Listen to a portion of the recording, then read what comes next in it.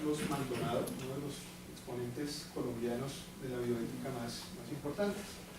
Además de tomar los principios esenciales o fundamentales de la bioética, el bioderecho señala también otros: el respeto por los seres vivos, la defensa de la vida física, la libertad y responsabilidad, libertad de investigación, inviolabilidad de la dignidad humana, igualdad equivalente de los seres humanos, totalidad o principio terapéutico, sociabilidad, subsidiariedad en el ámbito de la condición residual que tienen los tratamientos extremos para enfermedades terminales.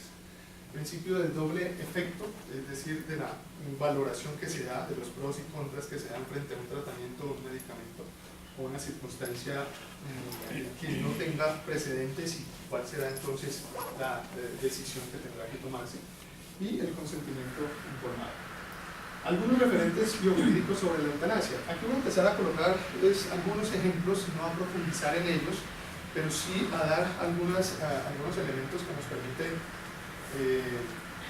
aportar ideas, seguramente para problemas de investigación, seguramente para ejercicios investigativos hacia futuro.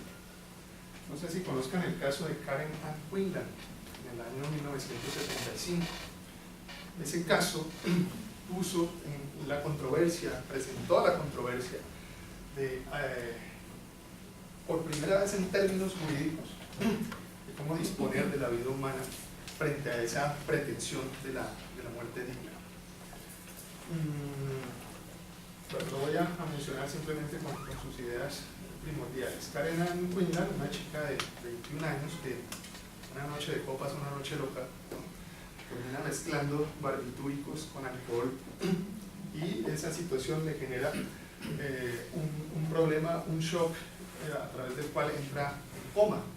Todo esto estaba también influenciado por la necesidad, por su pretensión de adelgazar, de verse esbelta, y entonces llegó a tener situaciones de bulimia, de anorexia, lo que produjo el impacto en su salud. Uno de los principales líos fue que no tuvo una asistencia médica de primeros auxilios durante una hora, así que estando en una fiesta, pues nadie se percató del ataque que le sobrevino. Terminaron trasladándola a una clínica, en donde un par de días después diagnosticaron o definieron que había tenido ya una muerte cerebral, ¿no? Y por lo tanto había entrado en un estado vegetativo crónico. Esa situación va a ocasionar que sus padres, con el paso de los días, de las semanas, de los meses, insistan a la clínica que la desconecten de los aparatos con que le dan la alimentación, con que le generan la respiración. Ahí va a surgir una polémica jurídica que se va a extender por casi 2 años, en cuanto a que la clínica rehusaba a desconectarla de la vida artificial por el problema de que entonces una demanda administrativa y todo esto, ¿no?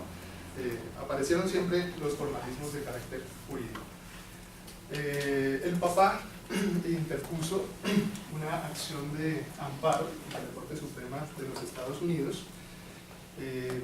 Después de toda la polémica en torno a derechos y a la determinación de que evidentemente se encontraba en un estado vegetativo crónico, se decide otorgarle o concederle la tutela al padre para la desconexión de los aparatos. La sentencia es muy interesante porque por primera vez aparece una relación directa entre un lenguaje técnico médico y un lenguaje jurídico. Después de ese devenir procesal, lo paradójico, bueno, la desconectan, se da la orden de desconexión, y lo paradójico es que ella continúa viva 9 años más. Entonces ahí aparece también lo que no alcanzó a determinar o a predeterminar la misma decisión jurídica.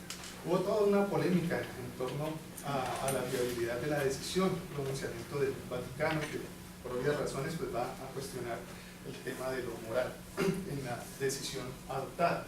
Es el primer referente, tal vez el primer antecedente biojurídico propiamente dicho en materia de eutanasia.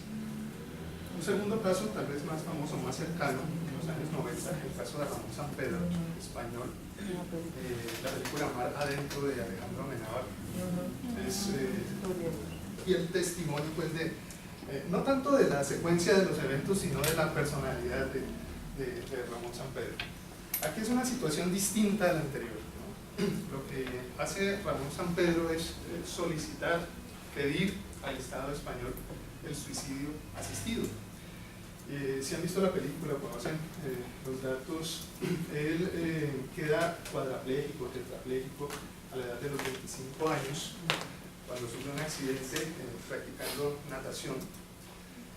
Y como lo escribe en su obra Cartas desde el infierno, dice: mi cuerpo se ha convertido en mi cárcel, en una cárcel de la que no puedo escapar.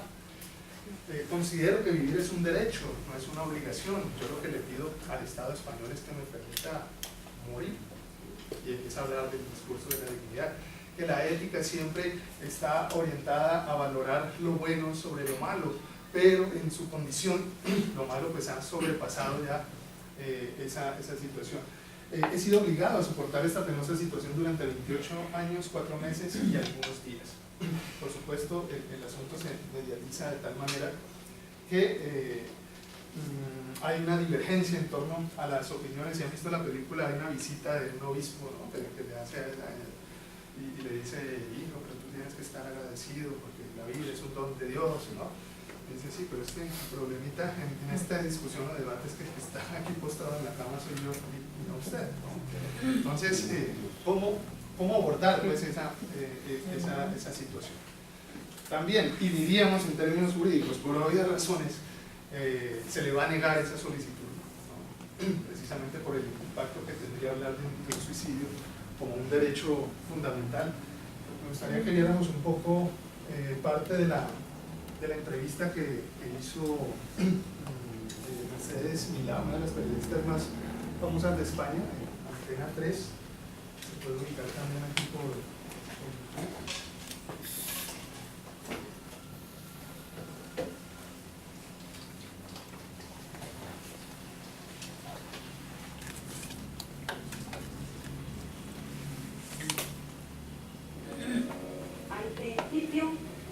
al principio fue el sueño. Él parece ser que escribe algo todos los días, que lee y escribe todos los días. Vamos a escuchar pues sus opiniones, las opiniones de este hombre que con esto en la boca es capaz de escribir, de pasar las páginas, insisto, no mueve absolutamente nada desde el cuello hacia arriba. Veremos esa entrevista, esa curiosa entrevista, y después debatiremos en el estudio con personas que piensan, unos, que Ramón Sampedro tiene derecho a pedir lo que pide y que hay que ayudarle a morir, otros que creen que de ninguna forma hay que darle esa oportunidad. Ramón, un hombre con una cara tan sonriente, con una mirada tan limpia, tan directa, la gente no acaba de creer la petición que usted hace, que es déjeme morir. Y usted insiste, ¿no es cierto? Sí, yo insisto en que me dejen liberarme del sentimiento, ¿no? ¿Dolores tiene? ¿Tiene muchos dolores? ¿O ha tenido dolores? Yo creo que uno de los dolores más grandes que puede sufrir el ser humano es un dolor psicológico, ¿no? Creo que estar atado a una sonda o que te limpien los excrementos es uno de los dolores crónicos que un ser adulto le causa más sufrimiento. Habrá mucha gente que piense que estará usted a lo mejor, pues no sé, no bien cuidado, porque su familia a lo mejor pues no haya podido atenderle como usted merece, que puede haber gente que crea eso. Parece que esto no es cierto. Cuéntenos, ¿cómo le cuidan? ¿Quién le atiende? ¿Cómo pasa un día cualquiera de su vida? Sí, bueno, la familia me cuida con todo el amor del mundo, ¿no? Como decía por ahí. Parece que dicen algunos expertos o técnicos que si una persona en mi situación tiene amor y cariño, ya no quiere morirse, ¿no? O sea, es una tontería en una casa, te pueden dar todo el cariño del mundo, pero el cariño de él no cambia la realidad, ¿no? un día normal de mi vida, bueno, es despertarte a las 8 de la mañana, marcarte una disciplina mental para no volverte loco, porque si no acabas loco o psíquicamente destruido, y te levantas despiertas a las 8 de la mañana, desayunas, estás sentado hasta las 10, lees un poco, escribes y luego cambias de postura cada 3 horas, poco más o menos, y es una rutina eterna. Pero usted no parece una persona amargada para nada, ni triste, ni fría ni cabreada. No soy una persona amargada. No, yo creo que cuando una persona tiene tiempo para reflexionar sobre el sentido y el valor de la vida, bueno, acabas aceptando que la muerte es una de las, de las leyes de la naturaleza, de la vida. Bueno, si llegas a un punto en que tienes el miedo al dolor y el temor al sufrimiento, bueno, te liberas hasta de las pesadillas y acabas aceptando, bueno, la muerte como la única forma que tienes de liberar del sufrimiento. Ha hablado de pesadillas. ¿En qué sueña? Sueño normal, ¿no? Cuando me duermo, sueño que soy una persona normal.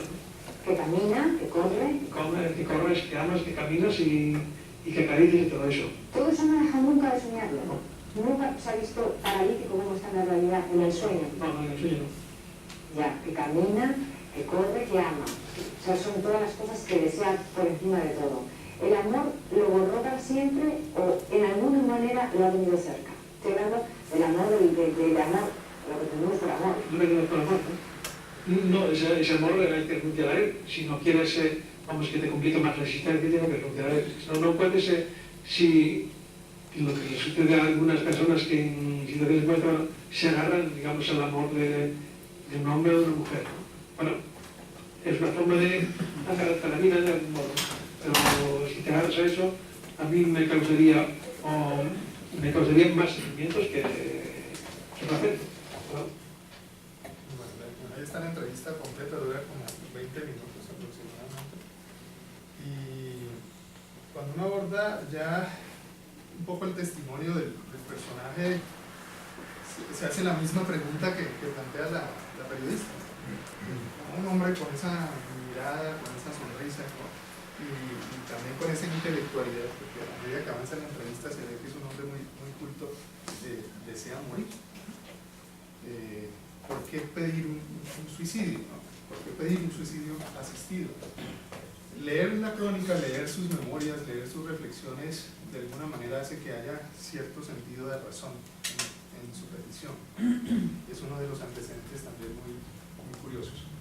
Algo que le argumentaron en contraposición a esa solicitud de Ramón Sampedro fue el caso de Jean-Dominique Bovy. También hicieron películas, La escafandra y la mariposa. La escafandra y la mariposa es el título del diario que él escribió cuando se encontraba ya postrado en una situación aún peor que la de Ramón Sampedro.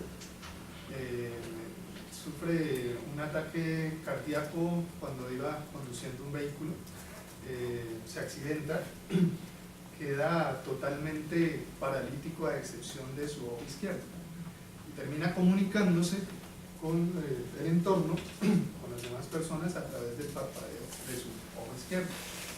Y fue capaz de editar todo su diario, dando pues su versión de la condición en la que había caído, y que tituló La escafandra y la mariposa. Este es uno de los referentes fragmentos que aparece ahí en su diario. La escafandra se vuelve menos opresiva y la mente puede vagar como una mariposa. Hay tanto que hacer. Se puede emprender el vuelo por el espacio del tiempo, partir hacia la tierra de fuego, la costa del rey Midas. En alguno de sus apartes dice, y le doy muchas gracias a Dios por tenerme aún vivo. Entonces uno de los argumentos que le presentaban a Ramón Sampedro era, usted que se puede comunicar, que no nos puede interactuar de viva voz, ¿por qué quiere morir? Cuando este caso de este señor, que está peor que usted, pues ha sido, o da gracias por la vida. Este es uno de los... Lo estoy comentando simplemente a grandes rasgos, pero confrontar las dos situaciones implica aludir precisamente al estudio, al análisis del contexto de cada una de las personas. Y si esto no ha sido suficientemente dramático, el caso de Tati Xiao es aún peor, ¿no? mucho más reciente, en el año 2006. ¿Y por qué fue tan polémico? ¿Y por qué se ha entendido como un referente biojurídico, un referente del bioderecho?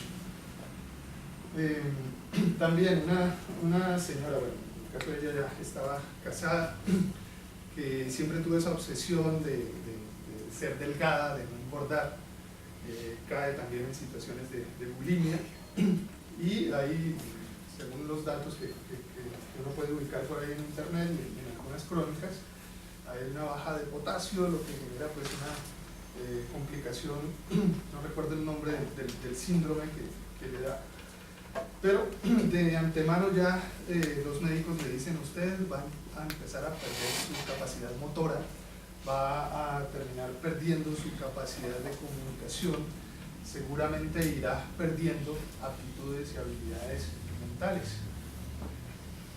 Llega precisamente a esa condición.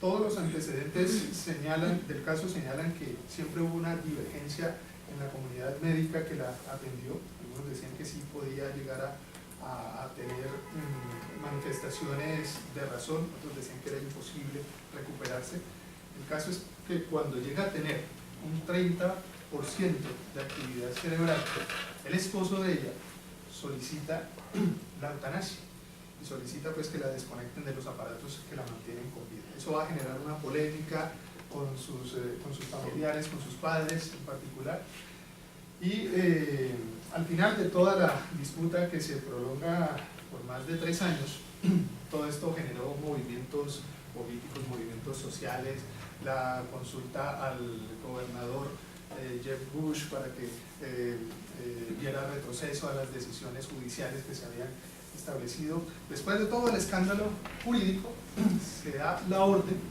de que se desconecte. El lío, el cuestionamiento del caso es que cuando los padres solicitan la autopsia, la necropsia del cadáver, se demuestra que ella muere es de hambre, porque una vez que se desconecta dura viva 10 días más, y que fue en los jugos gástricos los que terminan corroyendo todo su sistema, intoxicando todo su sistema, generando la muerte. La pregunta es: ¿qué tanta capacidad de sensibilidad, de sentir tuvo ella con esos 30% de actividad cerebral? ¿Y cómo una decisión judicial hace que una persona formalmente muera de hambre? El escándalo alrededor del caso Terry Schiavo fue eso, el cuestionamiento directo a una decisión judicial sin tener en cuenta ningún componente de humanidad, de dignidad. Esa ha sido la polémica que ha rodeado siempre el caso de Terry Schiavo. 5 años después se logra comprobar que el esposo era el único beneficiario de un seguro de vida que ella tenía. Eso quedó siempre en un entredicho ahí. El señor ahora se dedica a dar conferencias sobre bioética y eutanasia alrededor del mundo, pero siempre quedó esa incógnita, esa pregunta morbosa de por qué la insistencia para que ella falleciera, para que ella muriera. Esos son algunos de esos referentes interesantes que hacen que este tema pues sea más apasionante. Y en torno a dilemas bioéticos para un bioderecho contemporáneo, las nuevas situaciones que han ido generando una mayor evolución de la biotecnología y en algún sentido un rezago de las implicaciones jurídicas. Uno de los temas es la ciborgización. Dentro de esta temática está implícita el biohacking que mencionaba, la posibilidad de que tiene una persona de aplicar una especie de mecánica popular sobre su propio cuerpo. Hay varios casos. Está el caso de Neil Harbison, que incluso ha sido declarado como el primer cyborg en el mundo. Es un tipo que se ha implantado una antena, ¿no?, que está incorporada pues, a su cabeza para tratar de reducir la implicación de un problema de acromatopsia, una enfermedad que impide distinguir la gama completa de colores. Solo observaba los valores blancos, negros y grises. Para equilibrar el déficit, encontró la solución en una antena auditiva conectada al cerebro que le permite, entre comillas, escuchar los colores, incluso hasta percibir algunos invisibles como infrarrojos y ultravioleta. que aparece aquí es una cuestión bastante, no se alcanza a ver la imagen, ¿no? Una situación bastante bizarra, pues, llamarlo de alguna forma. Voy a buscar una imagen que les...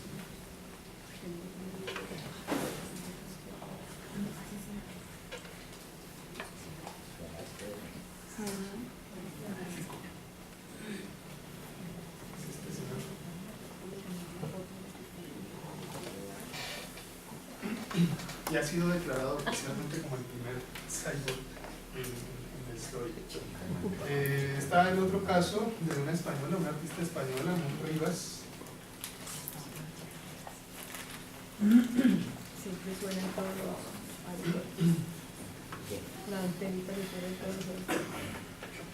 Es activista cyborg reconocida por tener una conexión con la Tierra extrasensorial gracias a un implante sísmico online en su brazo que le permite percibir terremotos en tiempo real en cualquier lugar del planeta mediante vibraciones. Está el caso de Rob Spence. Rob Spence se ha implantado como una especie de ojo biónico. No se alcanza a ver muy bien. Porta un ojo electrónico que suplanta que perdió cuando era niño. El dispositivo no le devolvió la visión, sino que el fin fue utilizarlo para grabar gracias a una microcámara que lleva la prótesis, enviar de forma inalámbrica las imágenes a un receptor. Otro caso, que es el caso de Chris Dancy, que es un señor en la actualidad de 55 años, que tiene, dicen que es el hombre más interconectado del mundo. Tiene en todo su cuerpo al menos 11 implantes que le permiten obtener datos e información constantemente. El profesor Kevin Warwick de la Universidad de Reading, que decidió introducirse en el mundo cyborg, es experto en robótica e inteligencia artificial. Su experimento más destacable es que se instaló en su brazo izquierdo un chip que le permite controlar luces, puertas, ascensores e incluso computadores. Otro de los temas que también genera ese cuestionamiento de la influencia de la determinación de normas, de reglas en circunstancias que se escapan a lo previsible son las personas que sufren lo que coloquialmente se ha ido denominando como superpoderes. Este señor sufre del síndrome de Ehlers-Danlos, un grupo de alteraciones genéticas que provocan un defecto en la síntesis de colágeno y puede manifestarse de diferentes maneras. Ha sido llamado el hombre elástico. Tim Cridland, que es capaz de soportar umbrales de dolor sin precedentes, se alude también a una condición genética que aún no se ha descubierto. Esto es todavía más cuestionable, ¿no?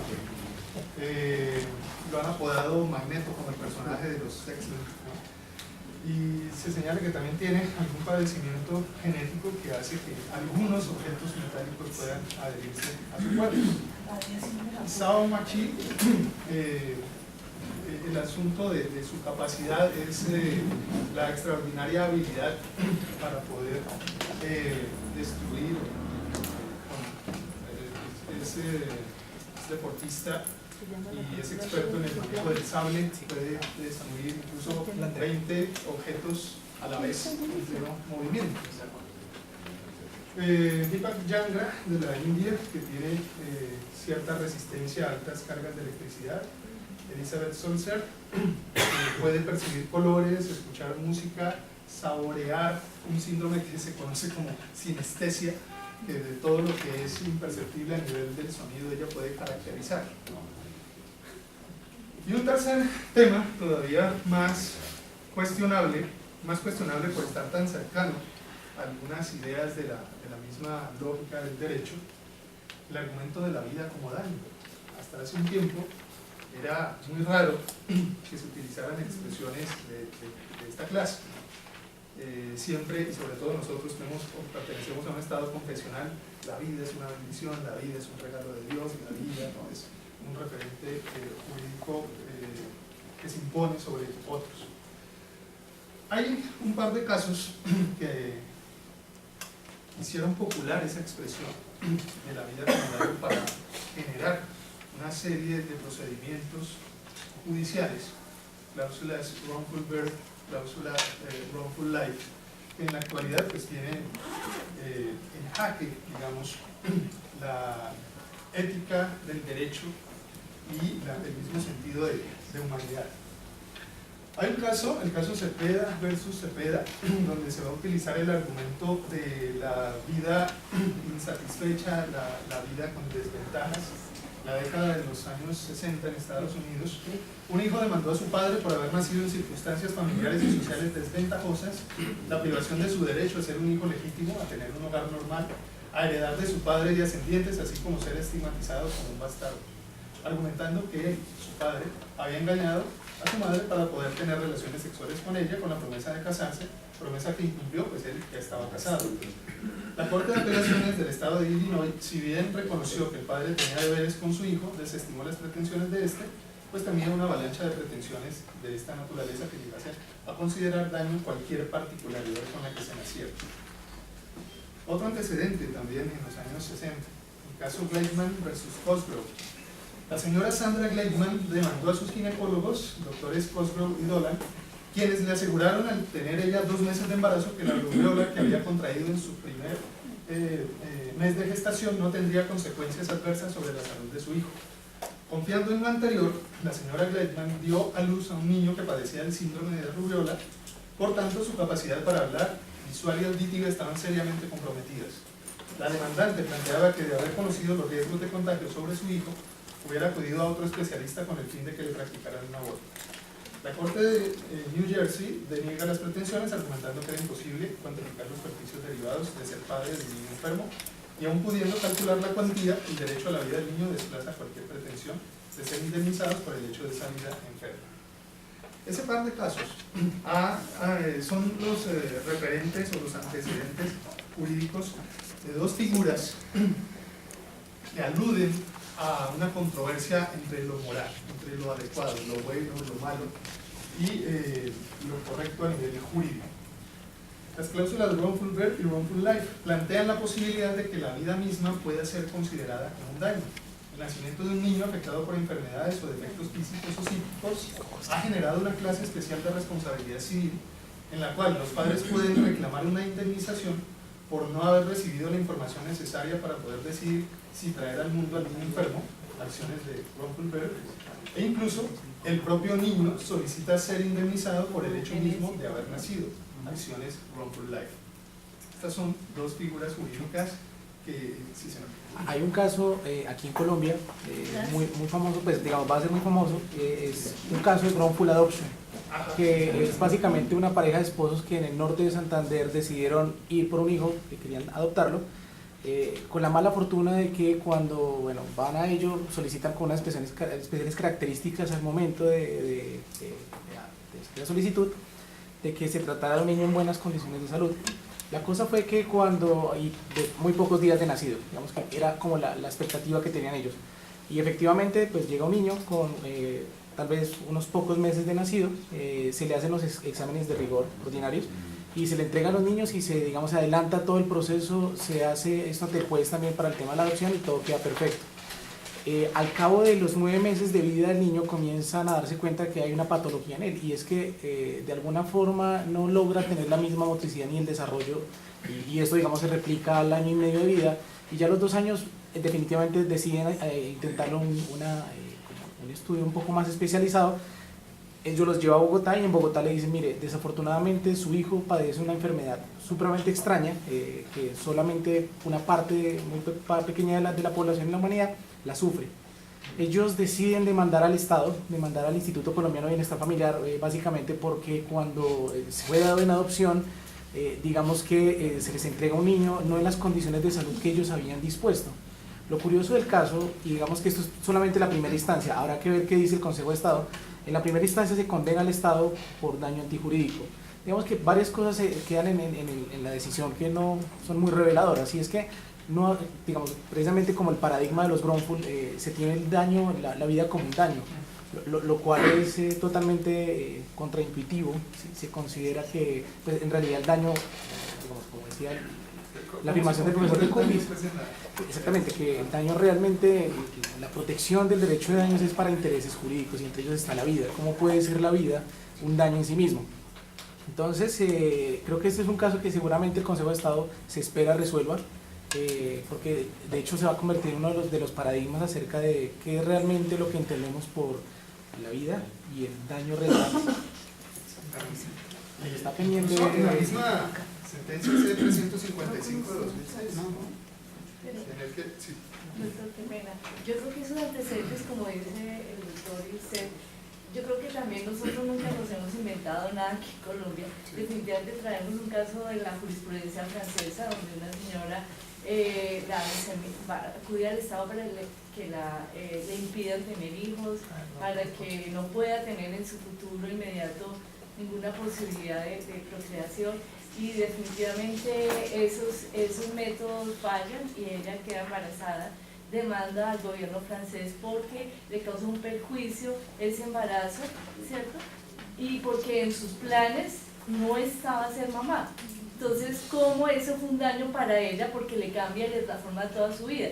¿Cómo será ahora que tenemos el problema de los niños que vienen con alguna deficiencia cognitiva imperceptible en su momento de... Sí, hay que, al iniciar la charla, pues, José utilizar ahí la frase de administrar la vida, que pareciera que todo está encaminado a hablar de ya no tenerlo. Es que ni siquiera ya podemos decir que es un derecho fundamental absoluto, ya tiene sus peros, ya tiene sus dependes. La misma sentencia C-355, aunque no lo dijo de esa manera, está utilizando la cláusula wrongful conception, ¿no? Entonces, que si la mujer, si el hijo es fruto de una violación, pues entonces también hay viabilidad para el aborto. La sentencia T-841 de 2011, una niña de 12 años en estado de gravidez con problemas físicos y psicológicos por su estado, solicita la interrupción del embarazo. Esencialmente la EPS se niega, la niña interpone una acción de tutela, después la rechaza, la Corte Constitucional en revisión del fallo judicial lo revoca y ordena una indemnización frente a la EPS. La Procuraduría se opone al fallo. Este es un caso también que configura esa variación de las cláusulas wrongful y que son situaciones que ya están inmersas en el panorama jurídico a nivel de debates judiciales. Entonces quería hacer como un recorrido, una semblanza general por algunos de estos ítems que vale la pena relacionar desde la bioética y el bioderecho. Me queda pendiente un poco esta temática, pero aquí nos extenderíamos un poco más. Yo quería hacer una aclaración pequeña sobre el caso de Terry Schiavo. Terry Schiavo fue una persona que sí, o sea, por las drogas o por los pastillas de dieta, algún día tuvo un derrame cerebral y ahí en la casa cayó, ¿sí? Y de ahí fue que pasó todo el drama. Y la otra cosa fue porque es que yo recuerdo haber pues seguido ese caso, sí, claro, ¿cierto? Que cuando le hicieron la autopsia y cuando le hicieron, o sea, la abrieron, le cerraron el cerebro, le abrieron el cerebro de ella pesaba como 600 gramos, y el daño cerebral, o sea, el córtex, el cerebro, todo eso ya no existía. O sea que el decir que esa mujer se murió de hambre también es como extendernos un poco, porque la capacidad cerebral, o sea, ella ya tenía muerte cerebral y eso se vino a descubrir después de la muerte. El problema es, y ahí es donde alude precisamente ese elemento de la bioética en términos biopolíticos y biosociales, claro. Sí es impactante la mediatización de una sentencia pop, como le llama Diego López Medina, pues a estas sentencias coyunturales o que por alguna discusión que se pone de moda. Es también el nivel de responsabilidad en comunicar la información, ¿no? En saber precisamente hasta dónde se llega. En todos los medios de comunicación, incluso si revisan en internet, van a aparecer en la mayoría de ellos esa alusión al interrogante: ¿se murió de hambre? Sí puede decirse que se muere de hambre y que de alguna manera fue consciente de ello. Ahí es donde reside precisamente la polémica, ¿no? El hecho de se murió de hambre, o sea, yo en mi vida he conocido mucha gente que pues, se muere de hambre porque la desconectan y eso se muere, ¿sí? O sea, mi abuela tenía un cáncer, la desconectaron y último después se murió de hambre porque no le estaban hidratando. Sí, entonces el decir que una persona se murió de hambre A mí me parece que es una cosa como wow, como para causar Sí, shock. para Sí, o sea, como, de alguna manera. según los papás querían salvarla y esta mujer la dejaron que se muriera de hambre. ¿Sí? En mi opinión eso no es tan blanco y negro. Es cierto. Sí, esa es la misma expresión que se utiliza de todas las personas que fallecen por paro respiratorio. Claro. Entonces, el paro respiratorio, sí, pero o sea, todo el mundo tendrá que morirse del paro respiratorio en esos términos. Pero mira lo curioso, y ahora que comentabas, o que hacías tu intervención, pensaba en el asunto de la falta de conocimiento de un lenguaje técnico, objetivo, en términos de medicina, genera también improvisación a la hora de decidir o de emitir sentencias con ese nivel de responsabilidad. Llama la atención en términos de cómo hacer objetivo el argumento jurídico a partir de un saber o de unos saberes que desconocemos. Que la función judicial pues tampoco aparece esa obligatoriedad de tener que conocerlos. Entonces,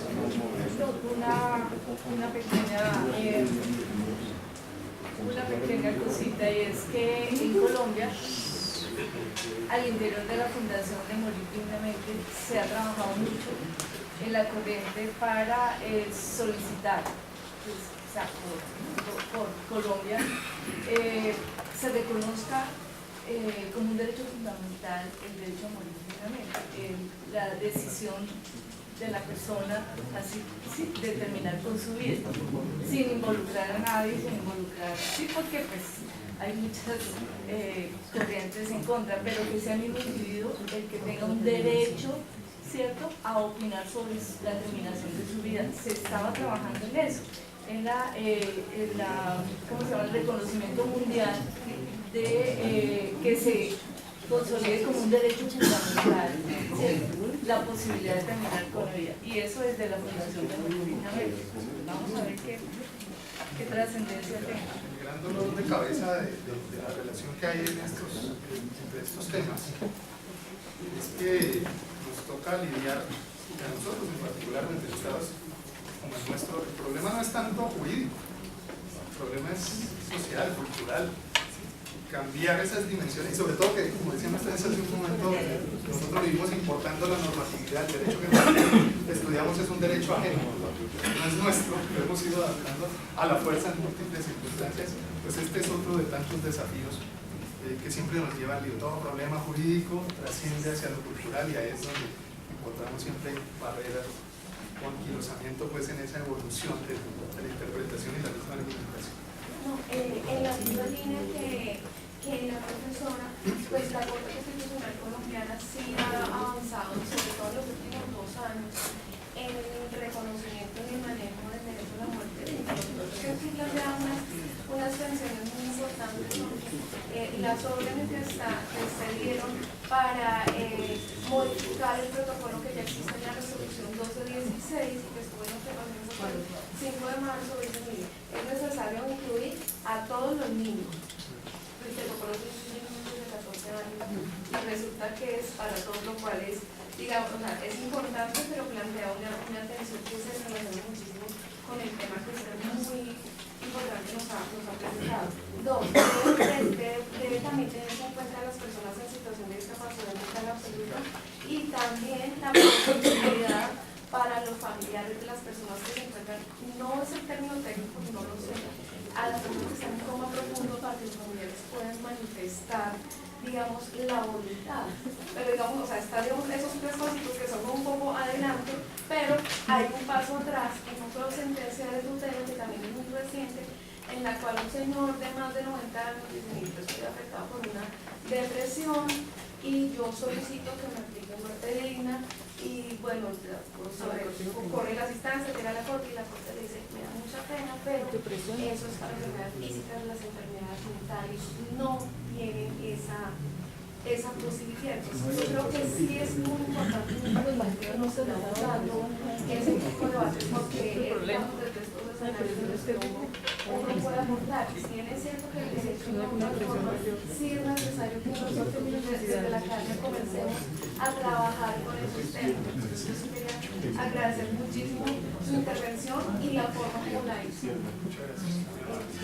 Sí, les decía, me quedó pendiente este ítem, pero ya nos extendemos muchísimo. El tema de la deliberación como narrativa del bioderecho, donde ustedes pueden encontrar también por internet múltiples artículos en torno a qué metodología emplear para la deliberación bioética. Este es apenas uno de los modelos muy básicos de la publicación titulada Metodología para la deliberación en el modelo bioético personalista con fundamentación en la virtud.